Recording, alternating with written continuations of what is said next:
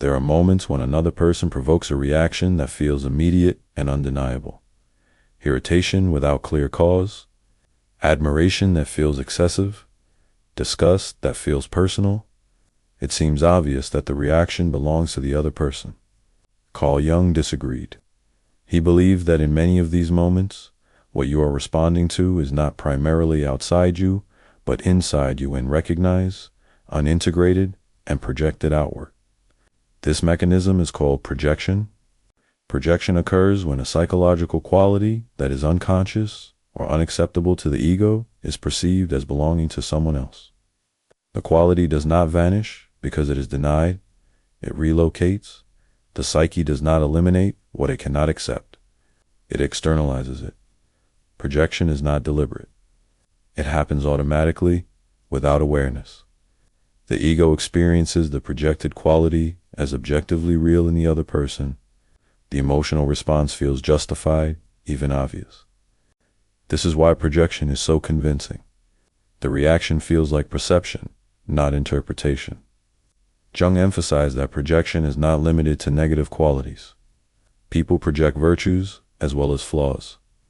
You may see someone as extraordinarily confident, wise, dangerous, weak, immoral, or special far beyond what the situation warrants. The intensity of the perception is the clue. Intensity often indicates projection. When the emotional charge exceeds the evidence, something internal is likely involved. Projection explains why certain people provoke strong reactions while others do not. The difference is not the person, it is the match. The projected quality resonates with something unresolved in the psyche. The other person becomes a screen onto which that inner content is displayed. This process feels involuntary because it is. Projection bypasses reflection. The ego does not choose to project. It projects because it cannot yet contain what it sees. Externalization is a defense against inner conflict. Jung believed that projection is the psyche's way of preserving coherence. When an inner quality threatens the ego's self-image, it is displaced outward to protect identity. A person who cannot accept their own aggression sees aggression everywhere. A person who cannot accept vulnerability perceives weakness in others. A person who denies dependency accuses others of neediness.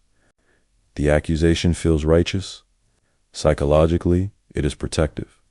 Projection also explains sudden idealization. You may experience someone as uniquely meaningful, inspiring, or complete. The attraction feels faded. The connection feels profound. What is being encountered is not the other person alone. It is a disowned inner potential. Jung believed that idealization is projection of unrealized qualities, creativity, confidence, depth, vitality that the ego has not yet claimed. The other appears extraordinary because the projected content carries psychic energy. That energy does not originate outside. It originates within. Projection distorts perception in both directions. Negative projection demonizes. Positive projection idolizes. Both remove the other person's reality. They become carriers of unconscious material rather than individuals. This is why projection is so destructive in relationships. It prevents encounter. You are not meeting the person in front of you. You are meeting your own psyche reflected back at you. This does not mean the other person has no qualities. It means the reaction exceeds the reality. Jung emphasized that projection is unavoidable early in development. The ego forms by distinguishing itself from the world. In doing so, it pushes unwanted qualities outward. Projection becomes problematic only when it remains unconscious. Unconscious projection feels like truth. Conscious projection feels like possibility. The difference is awareness. Awareness does not immediately stop projection. It weakens its authority. The ego begins to question its certainty. Why does this bother me so much? Why does this person matter so intensely? These questions introduce doubt. Doubt is not weakness. It is the beginning of consciousness. Projection thrives on certainty. When certainty cracks, the projection loosens. The ego regains some distance from the reaction. Jung believed that reclaiming projections is essential for psychological development. As long as projections remain externalized, the ego remains fragmented. Parts of the self live outside, attached to people, causes, or enemies. Reclaiming projection does not mean blaming yourself. It means recognizing ownership. What you see outside belongs, at least in part, to your own psyche. This recognition is uncomfortable. It challenges moral clarity. It disrupts certainty. It blurs boundaries between self and other, but it also restores wholeness. When projection is withdrawn, the energy bound to it returns to the psyche. This energy fuels growth, creativity, and self-knowledge. Until then, it remains trapped in reaction. Projection explains why conflicts feel repetitive, why certain people feel destined, and why emotional reactions often feel larger than life. They are larger than the moment. They carry what the ego has not yet integrated. Understanding projection does not make life easier. It makes it truer. Truth here does not mean accuracy. It means ownership. When ownership begins, perception changes. Others become more human. Reactions become less absolute. Inner life becomes more complex. This complexity is the price of consciousness, and projection is one of the first mechanisms that must be confronted for that consciousness to deepen. Projection does not feel like imagination. It feels like perception. Carl Jung emphasized that projection is powerful precisely because it borrows the authority of the senses.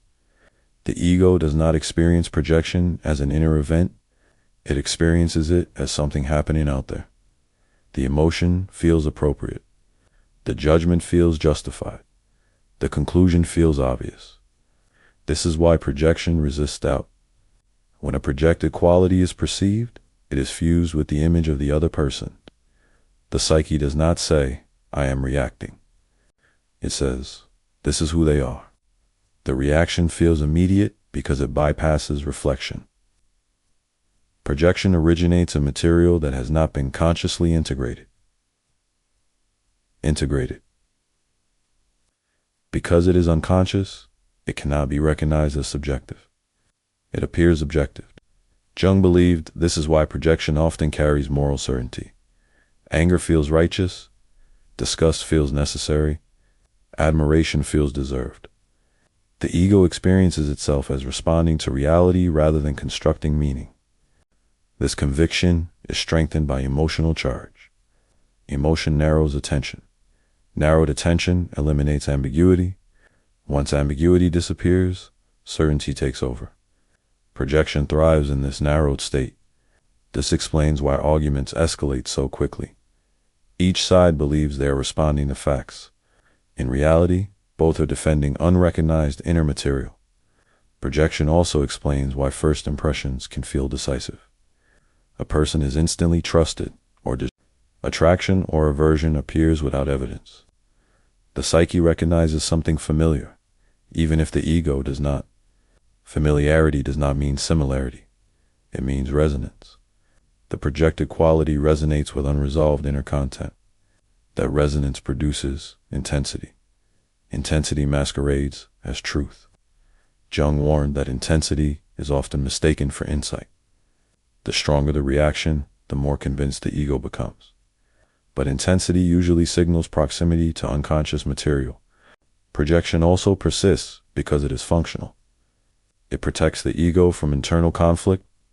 By locating unwanted qualities externally, the ego preserves a coherent self-image. The cost is accuracy. Accuracy requires tension. Tension threatens identity. Projection avoids this threat by relocating tension into the world. Jung believed that the ego prefers moral clarity over psychological complexity. Projection supplies clarity by dividing the world into carriers of good and bad.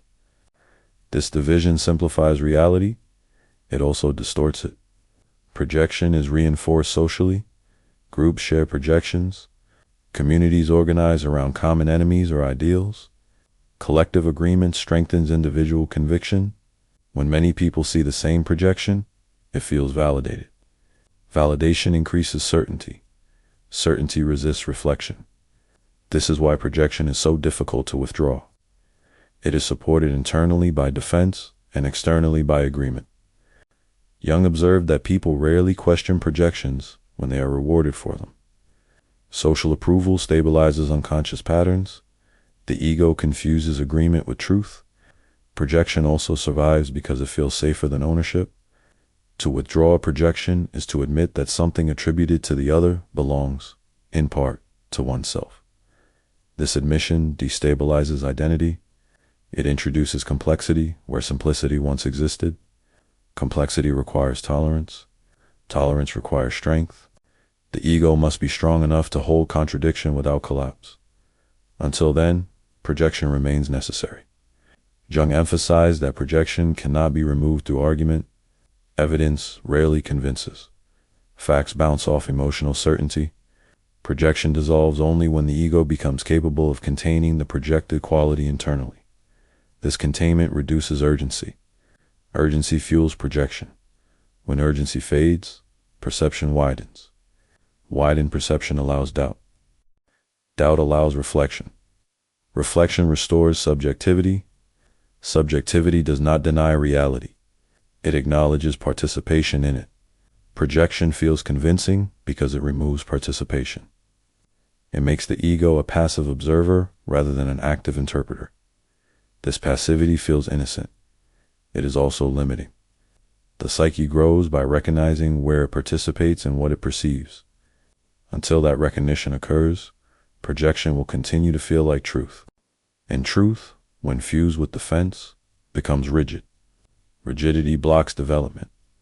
Jung believed that the first crack in projection appears when the ego notices a pattern. The same type of person provokes the same reaction. The same conflict repeats across different contexts. The same emotions arise regardless of circumstances. Pattern introduces doubt. Doubt introduces distance. Distance introduces consciousness. Projection begins to loosen not when it is disproven, but when it is recognized as repetitive. Repetition reveals structure. Structure reveals psyche. And psyche, once recognized, can no longer hide entirely behind the world. That recognition does not eliminate projection. It weakens its spell. The spell breaks gradually, not through force, through awareness. Projection does more than distort how others are seen. It relocates parts of the self outside the psyche. Carl Jung believed that whenever a projection is active, something essential has been disowned. A quality, impulse, or potential has been pushed beyond the boundary of identity and assigned to someone else. What is projected is not gone. It is exiled. Its exile has consequences. When aggression is projected, the person feels surrounded by hostility. When vulnerability is projected, the world appears weak or contemptible. When creativity is projected, others seem gifted while the self feels empty. The ego experiences itself as diminished. This is why projection often coincides with a subtle loss of vitality. Energy that belongs to the psyche is invested outward. Attention becomes preoccupied with others. What they are doing, what they represent, what they threaten or promise. The self becomes reactive. Jung emphasized that projection creates dependency. When inner qualities are located outside, the ego becomes dependent on external figures to carry them, meaning power, value, or danger appear to reside elsewhere. This dependence fuels obsession. Hatred obsesses. Admiration obsesses. Idealization obsesses. The psyche circles what it has lost. Projection explains why certain people occupy disproportionate psychological space. Thoughts return to them repeatedly. Emotions intensify in their presence. Their approval or rejection feels decisive. They are carrying something that does not belong exclusively to them. Jung believed that projection is especially powerful in intimate relationships. Lovers often encounter each other not as individuals, but as carriers of unconscious images. Attraction feels overwhelming because the psyche is encountering its own missing parts. This encounter feels like destiny. In reality, it is recognition without ownership. When projection dominates, the relationship cannot mature. The other person is required to remain symbolic. Any deviation feels like betrayal. Reality threatens the fantasy. Disappointment becomes inevitable. The projection begins to crack. What was idealized is now devalued. What was admired becomes resented. The same intensity remains, but its sign reverses. Love turns into contempt. Admiration turns into disgust. The projected quality has not changed. Its valuation has. Jung believed this reversal reveals the projection. The same energy that fueled idealization now fuels rejection. The psyche struggles to reclaim what it disowned. Reclaiming projection feels like loss. The other appears diminished. The world feels less enchanted. Life seems flatter. This loss is necessary. Without it, the ego remains fragmented. Fragmentation does not always feel painful. It often feels normal. People grow accustomed to living through projection. They mistake reactivity for engagement and obsession for meaning. Jung warned that this mode of living is exhausting. Energy flows outward endlessly. Conflict repeats. Satisfaction remains temporary. Projection prevents integration. Integration requires ownership. Ownership is uncomfortable. It forces the ego to confront qualities it preferred to locate elsewhere. Aggression must be acknowledged. Vulnerability must be tolerated. Creativity must be risked. These acknowledgments destabilize identity. The ego resists. Projection returns. This cycle continues until awareness intervenes. Awareness does not demand immediate withdrawal of projection. That is rarely possible. It introduces questioning. Why does this person matter so much? Why does this reaction feel familiar? These questions redirect attention inward. Attention begins to return. As attention returns, the projected quality loses intensity. The other person becomes more human. The self becomes more complex. Jung believed that reclaiming projection restores vitality. Energy once spent on reaction becomes available for development. The psyche regains what it lost.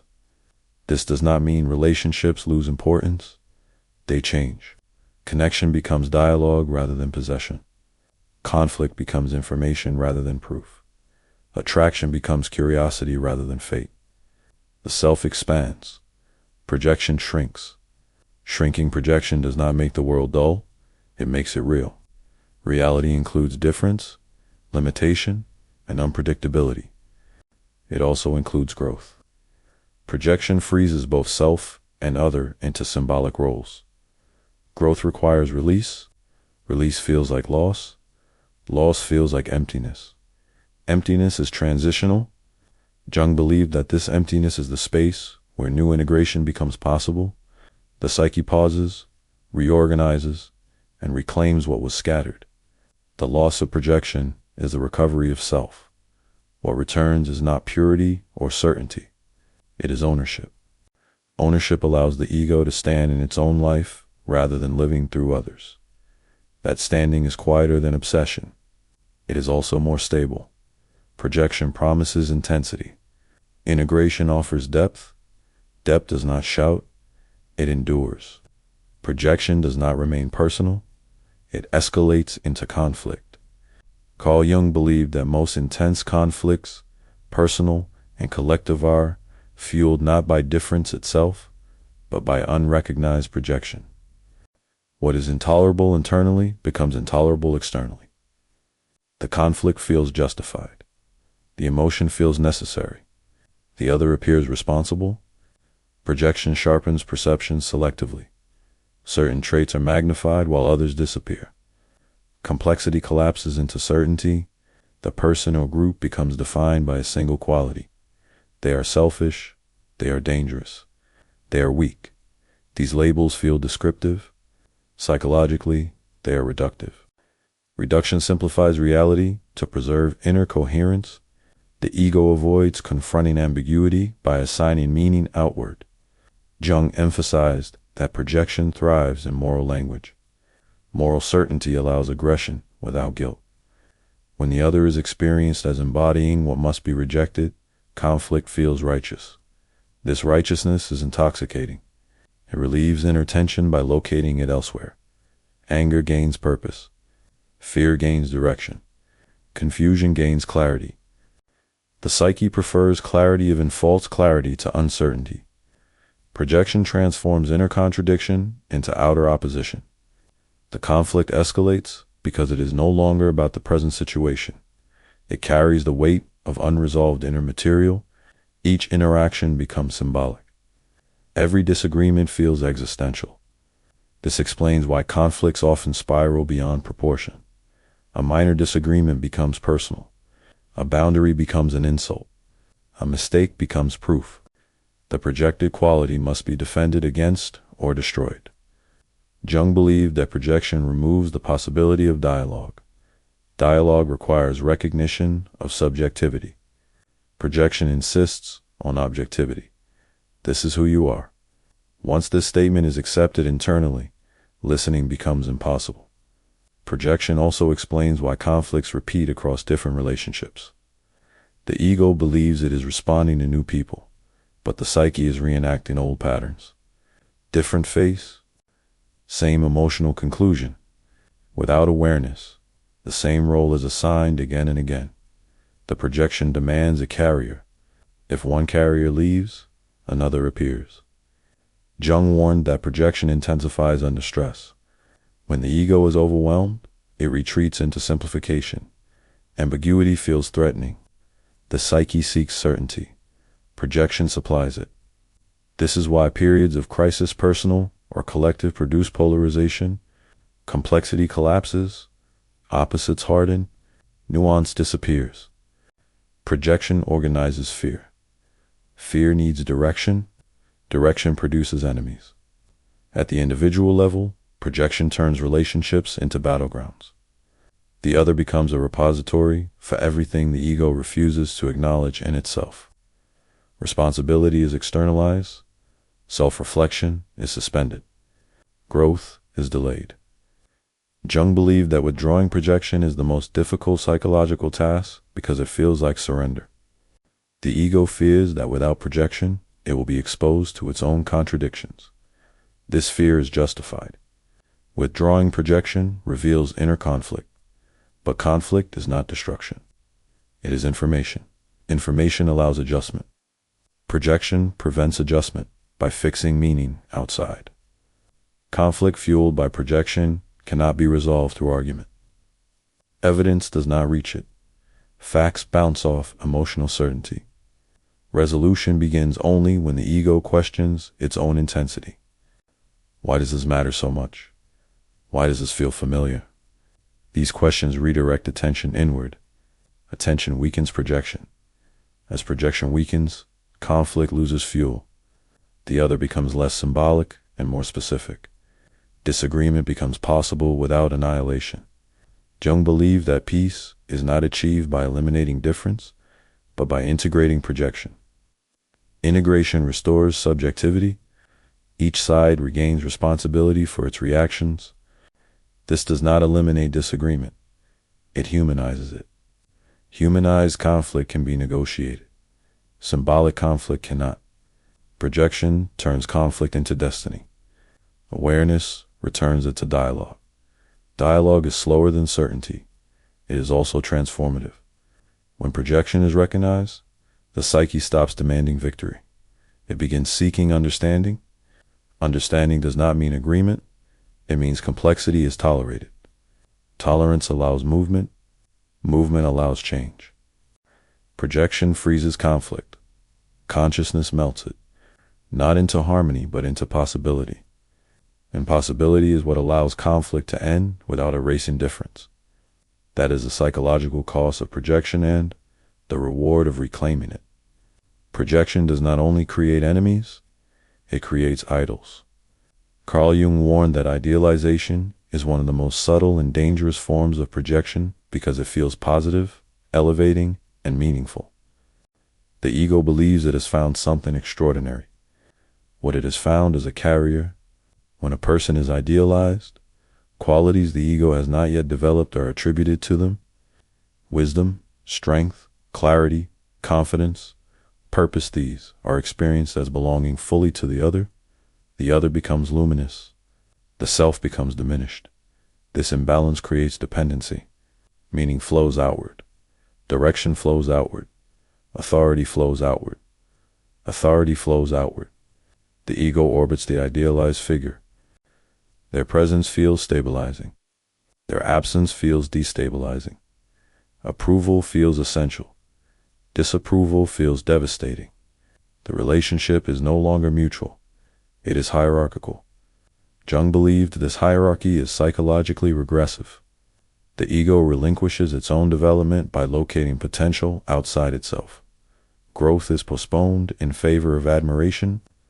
Admiration feels safe. Development feels risky. Idealization protects the ego from failure by outsourcing possibility.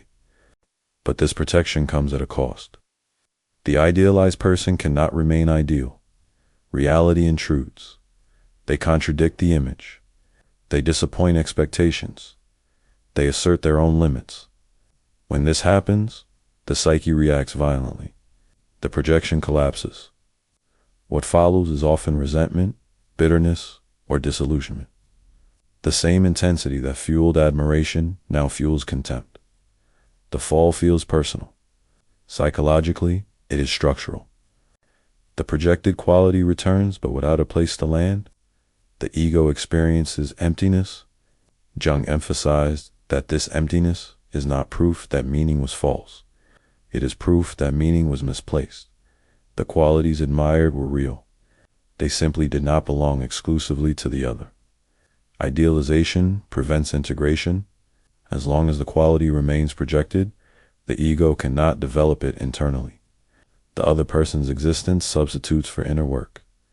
This is why idealization often leads to stagnation. Life revolves around maintaining connection rather than expanding capacity. Jung believed that many spiritual crises begin with idealization. Teachers, doctrines, or experiences are invested with ultimate authority. The ego submits, meaning feels absolute. Eventually, contradiction appears. The projection fractures. What follows is often cynicism. Cynicism is the shadow of idealization. Both avoid ownership. Idealization says, it exists outside me. Cynicism says, it exists nowhere. Both deny the psyche's role. Withdrawing idealization is painful, requires accepting limitation both in the other and in oneself. The other becomes human. The self becomes responsible. Responsibility replaces enchantment. This feels like loss. It is also maturation. Jung believed that maturity begins when admiration turns into recognition.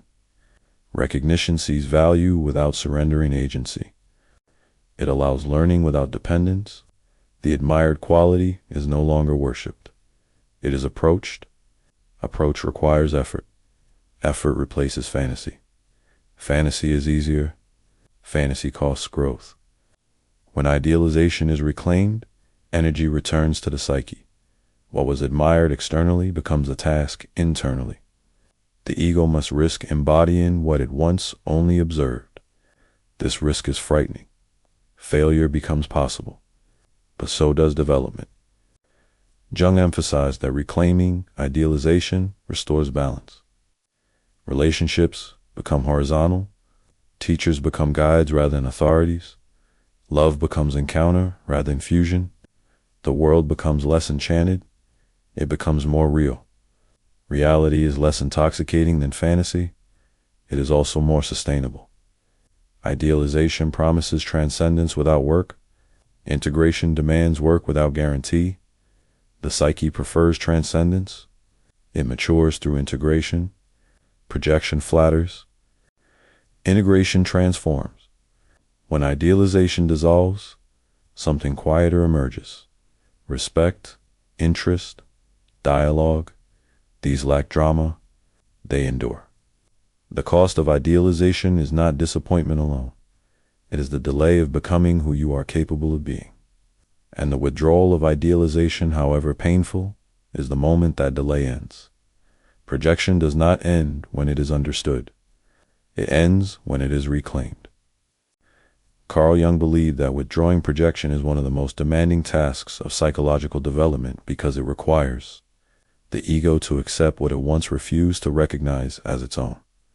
Reclaiming projection means taking responsibility for the quality that was seen outside.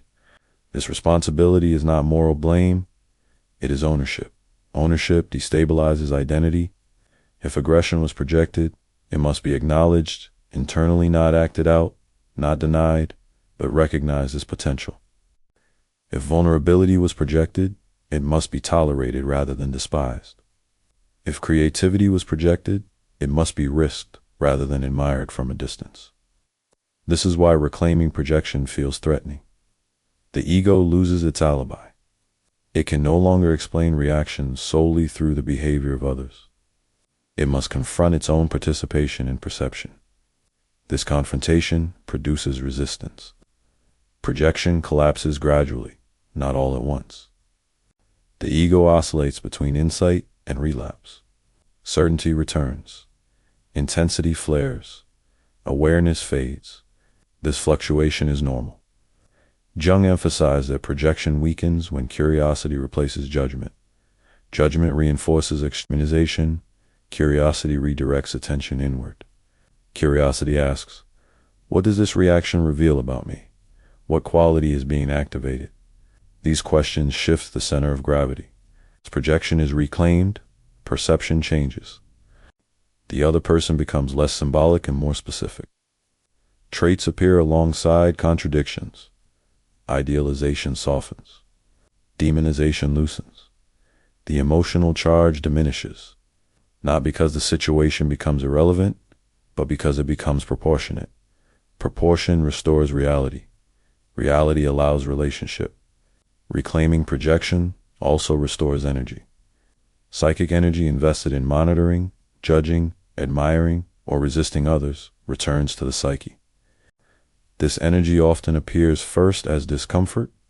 Without projection, there is less excitement, less drama, less certainty. This absence feels like emptiness.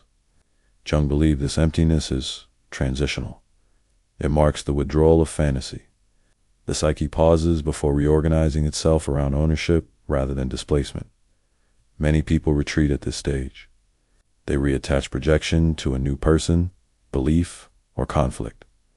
The psyche prefers intensity to ambiguity, but those who tolerate ambiguity gain something else. Depth develops when qualities once seen outside are cultivated within. Aggression becomes assertiveness. Vulnerability becomes sensitivity. Creativity becomes practice rather than admiration. These developments require effort. Projection required none. This is why reclaiming projection feels like work. It is Jung believed that psychological development is not the accumulation of insight, but the redistribution of energy. Projection scatters energy outward. Reclamation gathers it inward. This gathering strengthens the ego without inflating it. Inflation occurs when the ego identifies with reclaimed qualities prematurely. Ownership does not mean mastery. It means acknowledgement without exaggeration. Humility is essential here. Without humility, reclaimed projection becomes ego inflation. The ego swings from denial to grandiosity. Jung warned against this swing. Integration is balanced ownership. Reclaiming projection also changes ethics. When the ego recognizes its participation in perception, blame loses some of its appeal. Responsibility becomes shared rather than displaced. This does not excuse harmful behavior. It contextualizes reaction. Context reduces reactivity. Reactivity fuels projection. As projection diminishes, relationships stabilize. Conflict remains, but it is no longer existential. Differences become negotiable. Admiration becomes appreciation without surrender. The world becomes less charged. This calm can feel unsettling. Many people mistake calm for emptiness. In reality, it is space. Space allows development. Development requires time. Jung believed that reclaiming projection is never complete. New situations awaken new projections. Each life stage introduces new material the ego has not yet integrated. Reclaiming projection is not a single act. It is a practice of returning what was misplaced, a practice of accepting what was denied, a practice of seeing others as mirrors without mistaking them for the source. This practice does not purify perception, it humanizes it. Humanized perception allows error without collapse. It allows learning without humiliation, allows connection without possession. Projection fragments the self across the world. Reclaiming it gathers the self back, not into certainty, into wholeness. Projection does not disappear permanently. It reemerges when the ego is weakened. Carl Jung understood projection as a compensatory mechanism. When consciousness narrows through fatigue, fear, loss, or pressure, the psyche reverts to older, more economical strategies. Projection is one of them. Stress reduces the ego's capacity to contain tension. Ambivalence becomes unbearable. Complexity feels threatening. The psyche seeks relief through simplification. Projection supplies that relief. Inner conflict is relocated outward. Uncertainty becomes opposition. Ambiguity becomes threat. This is why people who have done significant inner work can still find themselves reacting strongly under pressure. Awareness is not erased, but it is overwhelmed. The psyche prioritizes survival over reflection. Jung emphasized that regression under stress is not failure. It reveals which parts of the psyche are not yet fully integrated. Stress exposes weak points in consciousness. These weak points attract projection. A person who has reclaimed aggression may still project vulnerability. A person who has integrated dependency may still project authority. Integration is uneven. Projection returns where ownership is incomplete. This return is often accompanied by certainty. Under stress, doubt disappears. Reactions feel obvious again. The world looks clearer but harsher. Clarity here is deceptive. It is produced by narrowing. Jung believed that psychological maturity does not prevent regression. It changes the relationship to regression. Instead of identifying with it, the ego notices it sooner. Earlier noticing matters. Earlier noticing reduces damage. The moment projection is recognized even faintly, it begins to weaken. Recognition does not require calm. It requires a fragment of awareness that says, something familiar is happening. That fragment is enough. Projection thrives on total identification. Partial awareness interrupts its momentum. Stress also revives collective projections. Groups under pressure project fear, blame, and idealization onto symbols, leaders, or enemies. Individual projection is amplified by collective agreement. Agreement feels reassuring.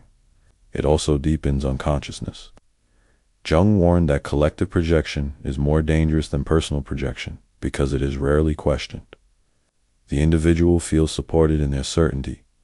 Certainty becomes contagious. Under these conditions, withdrawing projection requires courage.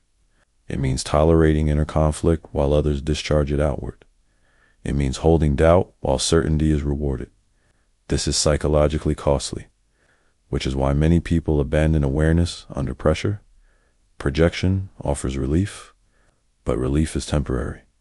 What is projected returns with greater force later. Jung believed that sustainable development depends on the ability to remain partially conscious under stress. Not fully reflective, not detached, but not entirely possessed. This partial consciousness is built through repetition. Each time projection is recognized after the fact, the psyche learns. Each time it is recognized during activation, learning accelerates. Stress becomes a teacher, not because it is good, but because it reveals structure. Projection returning under stress is not a sign that inner work failed. It is evidence that inner work matters. Without it, projection would return completely, without recognition. With it, projection returns briefly and leaves traces of awareness behind. Those traces accumulate. Over time, the ego learns that stress does not require externalization. It learns to hold more tension internally without collapse. This holding is not comfortable, it is stabilizing. Projection narrows the world. Awareness widens it. Stress tests which one dominates. Jung believed that individuation is not measured by how one behaves at one's best, but by how quickly one regains consciousness at one's worst. Projection under stress is inevitable. Remaining inside it is not. That distinction marks the difference between repetition and development. Projection returns when consciousness contracts. It recedes when consciousness expands. The work is not to prevent contraction, it is to recover expansion, again and again. That recovery is what slowly transforms projection from fate into signal. And signal, once recognized, no longer needs to shout. Projection reaches its most intense form in intimacy. Carl Jung believed that closeness magnifies unconscious material because intimacy lowers psychological defenses. What can be held at a distance in public life surfaces when emotional proximity increases. This is why relationships feel revelatory. They expose what everyday functioning conceals. In intimacy, projection often appears as certainty about the other person's inner world. I know what you meant. I know why you did that. I know who you really are. These statements feel intimate. Psychologically, they are invasive. Projection replaces curiosity with assumption. The other is no longer encountered as unknown. They are interpreted through unconscious expectation. This expectation is rarely neutral. It is shaped by earlier attachment experiences. The psyche anticipates repetition. It prepares defenses before the present moment unfolds. Intimacy activates these expectations. A delay feels like withdrawal. A boundary feels like rejection. A difference feels like threat. The reaction feels personal because it is, but not because of the other. Jung believed that projection in intimacy often involves anima and animus figures. The inner image is cast onto the partner, who becomes charged with symbolic meaning. The partner is no longer simply a person. They become a solution, a danger, a completion. This symbolic weight is unsustainable. The partner cannot carry it. When reality contradicts the image, disappointment intensifies. The psyche reacts as though something essential has been lost, even when nothing concrete has changed. The intensity belongs to the projection. Projection in intimacy also creates fusion. Boundaries blur. Emotional states synchronize. The ego loses differentiation. The relationship feels alive, but fragile. Any disturbance feels destabilizing. Fusion feels like closeness. Psychologically, it is regression. Jung emphasized that individuation requires differentiation. Without it, intimacy becomes dependency. Dependency increases projection. The partner is required to regulate emotion, provide meaning, or stabilize identity.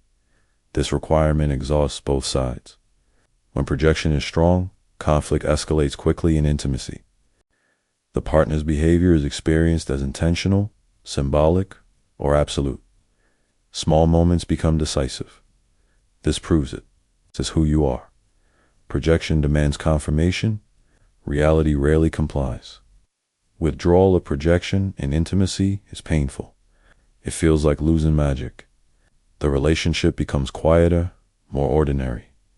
Many people interpret this as loss of love. Jung saw it as maturation. When projection recedes, the partner becomes visible. Their limitations appear alongside their qualities. They are no longer a screen. This visibility allows real intimacy. Real intimacy tolerates difference. Difference requires boundaries. Boundaries reduce fusion. Fusion feels intense. Boundaries feel disappointing. But disappointment is the price of reality. Jung believed that love begins where projection ends. Before that, the relationship serves the psyche's need for completion rather than mutual encounter.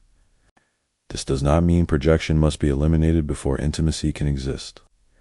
It means intimacy deepens as projection is recognized. Recognition changes how closeness is lived. The ego becomes less reactive. Interpretation slows. Assumptions are questioned. Space appears between stimulus and response. This space allows dialogue. Dialogue replaces certainty. Certainty blocks intimacy. Projection pretends to know. Intimacy listens. Listening is slower than assumption. It is also safer. Projection collapses the other into an image. Listening restores their subjectivity. Jung believed that withdrawing projection in intimacy is one of the most transformative experiences in psychological development. It confronts the ego with its dependency and its capacity for autonomy simultaneously. This confrontation is uncomfortable. It is also freeing. The partner is no longer responsible for completing what the ego has not yet integrated. Responsibility returns inward. With that return comes both loss and gain. Loss of illusion, gain of agency. Agency allows love to be chosen rather than compelled. Chosen love is less dramatic. It is also more durable. Projection fuels obsession. Recognition sustains relationship. When intimacy is freed from projection, it becomes less consuming and more supportive. It no longer demands constant confirmation. It tolerates absence without panic. This form of intimacy is not exciting in the same way. It is grounding. Grounding allows growth. Projection keeps the psyche circling the same emotional ground. Intimacy without projection allows movement. Movement allows development. And development, not intensity, is what keeps relationship alive over time. Projection promises closeness through illusion. Reality offers closeness through presence. Only one of them endures. Projection does not only distort how others are seen, it distorts how the self is known. Carl Jung believed that identity is shaped as much by what is disowned as by what is acknowledged. What the ego refuses to recognize internally does not vanish, it becomes part of the external world that defines the self by contrast. Identity hardens through opposition. I am not like them. I would never do that. That is not who I am. These statements feel clarifying. Psychologically, they are restrictive. When a quality is projected outward, it becomes unavailable internally. The ego organizes itself around avoidance rather than integration. Identity becomes narrow, defensive, and brittle. This brittleness is invisible at first. It shows up later as rigidity. Rigidity appears as moral certainty, emotional inflexibility, or fear of contradiction. The ego protects itself from inner conflict by excluding entire ranges of experience. Projection supplies the exclusion. Jung emphasized that people often mistake this exclusion for strength. In reality, it is fragility. A self that cannot tolerate certain qualities internally must constantly monitor the world to keep them at bay. The world becomes threatening. Difference becomes danger. Identity turns reactive. Projection also explains why people feel unsettled when confronted with traits they deny in themselves.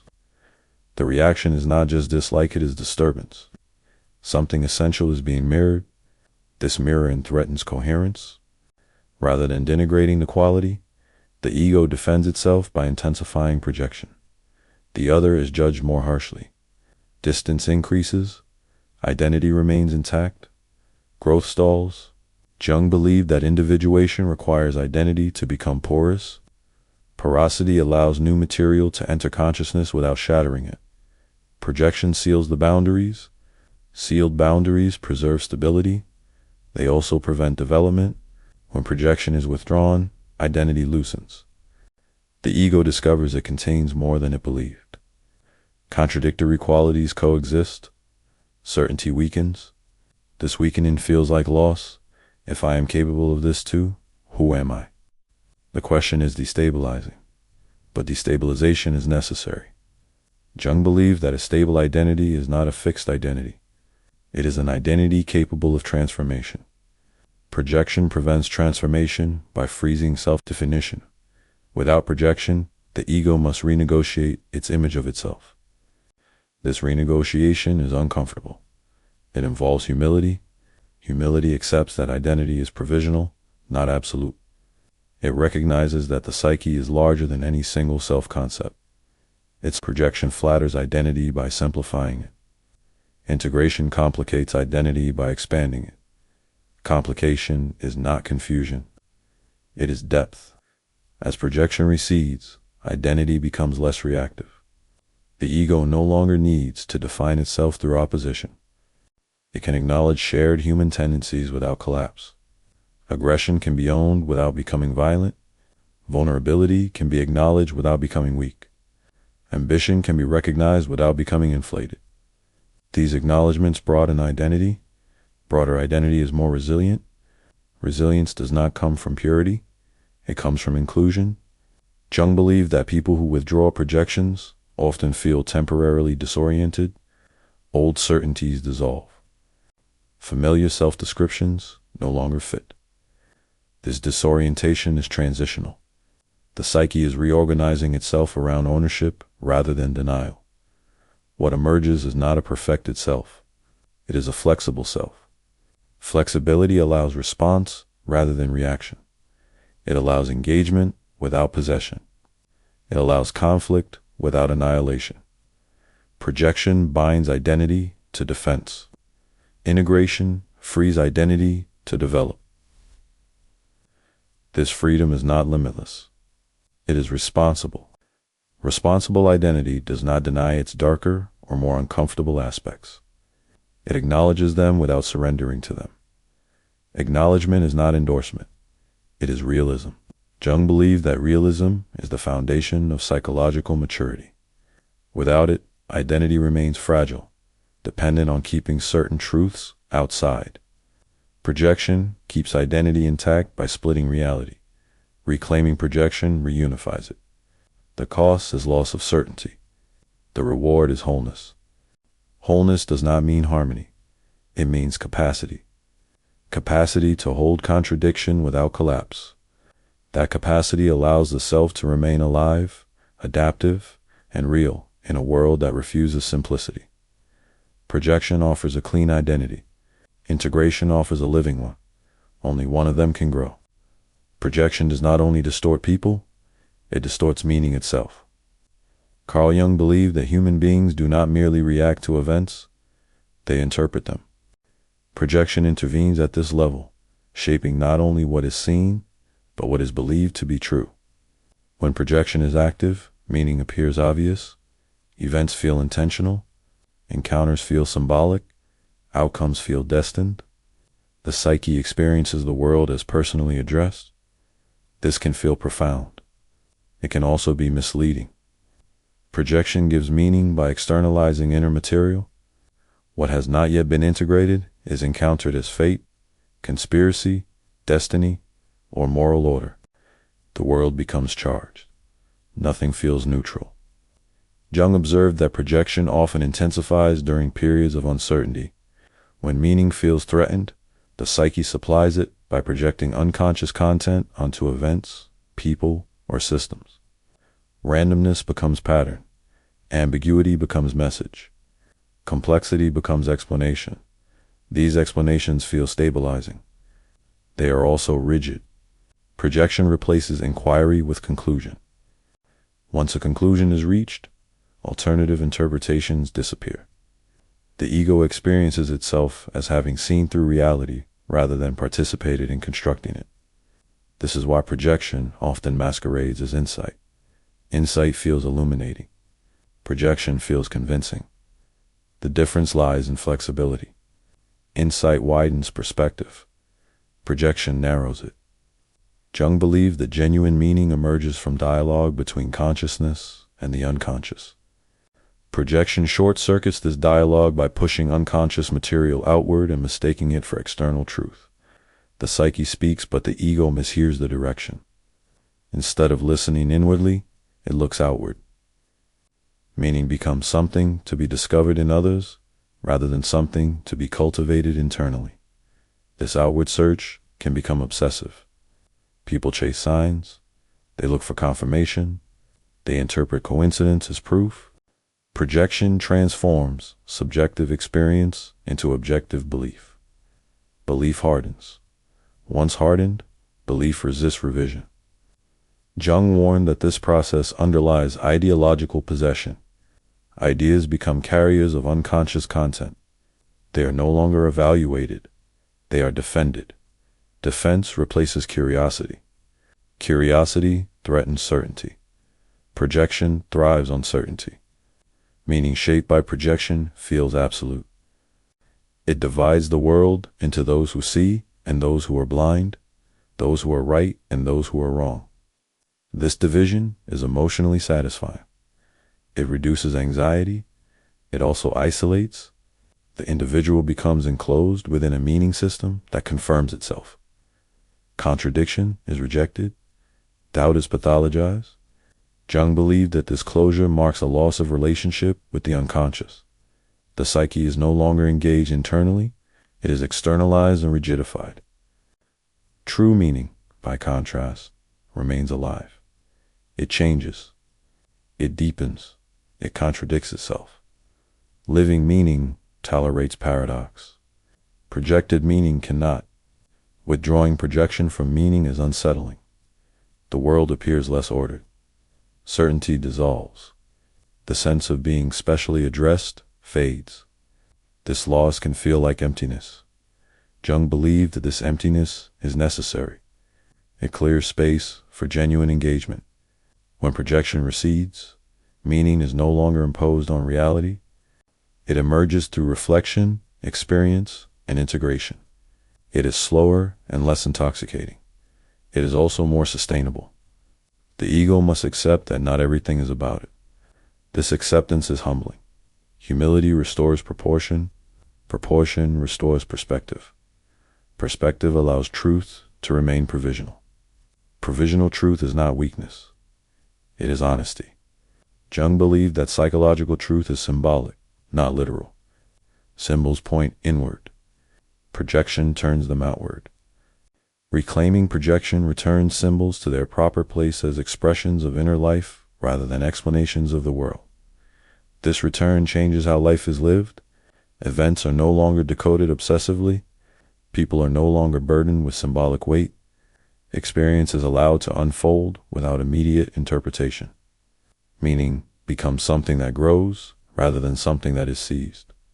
Projection promises revelation. Integration offers understanding. Revelation feels powerful. Understanding feels quiet. Quiet understanding does not shout certainty. It invites reflection. Reflection keeps meaning alive. Projection freezes meaning into belief. Belief resists growth. Jung believed that the task of consciousness is not to eliminate meaning, but to humanize it. Meaning must remain connected to lived experience, rather than projected onto the world as absolute truth. When projection is reclaimed, meaning becomes that. It speaks through experience, rather than declaring itself through certainty. The world becomes less enchanted. It becomes more real. Reality does not flatter the ego. It challenges it. That challenge is where genuine meaning begins.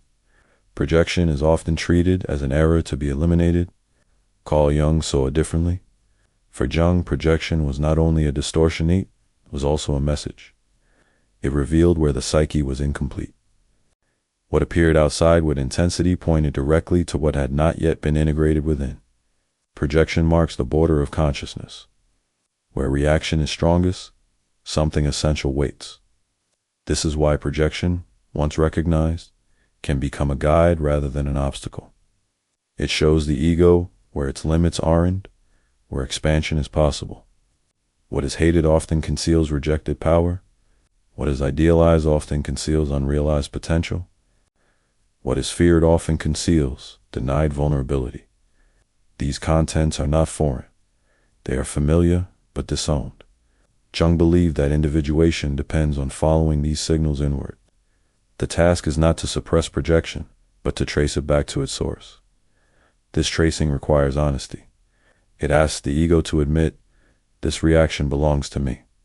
That admission does not collapse morality. It deepens it. Responsibility replaces blame. Awareness replaces certainty. As projection is reclaimed, the psyche reorganizes itself. Energy returns. Attention shifts inward. The world feels less charged, but the inner life becomes richer. This richness is not comfort. It is capacity. Capacity to hold contradiction. Capacity to tolerate ambiguity. Capacity to remain conscious under emotional pressure. These capacities define wholeness. Wholeness does not mean perfection or harmony. Jung was explicit about this. Wholeness means that opposing qualities can coexist without splitting consciousness. Projection exists because coexistence is initially unbearable. Reclaiming projection makes it bearable. As this happens, perception changes. Others are no longer carriers of unconscious material. They are encountered as separate centers of experience. Relationship becomes possible without possession or demonization. The ego becomes less inflated and less diminished. It finds proportion. Proportion restores balance. Balance allows movement. Movement allows life to unfold without being trapped in repetition. Jung believed that the withdrawal of projection is one of the clearest signs of psychological development, not because projection disappears, but because it is recognized more quickly and held more lightly. The psyche becomes flexible. Flexibility prevents possession. Possession is the opposite of wholeness. Possession occurs when a single unconscious content dominates the field of awareness. Projection spreads possession outward. Integration gathers awareness inward. Gathered awareness does not eliminate darkness. It contains it. Contained darkness does not rule. It informs. This is why Jung insisted that confronting projection is inseparable from confronting the shadow. What is projected often belongs to what the ego has not yet accepted about itself. Acceptance does not mean indulgence. It means inclusion. Inclusion allows regulation. Regulation allows responsibility. Responsibility allows freedom.